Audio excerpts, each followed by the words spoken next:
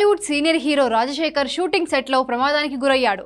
ఈ మధ్య విభిన్నమైన పాత్రలను ఎంచుకుంటూ సెకండ్ ఇన్నింగ్స్లో దూసుకుపోతున్న ఆయన ప్రస్తుతం తమిళంలో సూపర్ హిట్ అయిన లబ్బర్ పందు సినిమా తెలుగు రీమేక్లో నటిస్తున్నాడు.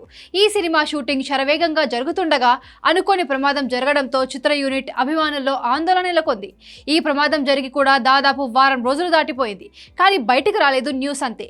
సినిమాలోని ఓ కీలక యాక్షన్ సన్నివేశాన్ని చిత్రీకరిస్తుండగా ఈ ప్రమాదం చోటు చేసుకుంది. ఈ క్రమంలో రాజశేఖర్ కాలి మడిమకు తీవ్రమైన గాయమైంది. కింద పడిన తాకిడికి మడిమ ఎముక పలు చోట్ల పగిలిపోయినట్లు సమాచారం.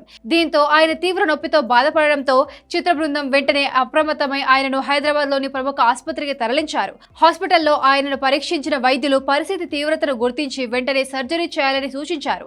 మడిమ భాగంలో బోన్ ఫ్రాక్చర్ కావడం, ఎముకలు పక్కకు జరగడంతో ఆపరేషన్ తప్పనిసరి అని తేల్చినట్లు వార్తలు వినిపిస్తున్నాయి.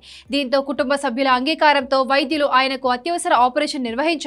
సుమారు 2 గంటలకు పైగా ఈ శస్త్రచికిత్స కొనసాగిందని తెలుస్తోంది.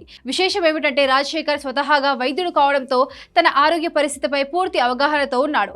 ఆపరేషన్ సమయంలో ఆర్థోపెడిక్ బృందంతో ఆయన సమన్వయం చేసుకుంటూ వారికి పూర్తిగా సహకరించాడని ఆసుపత్రి వర్గాలు వెల్లడించాయి.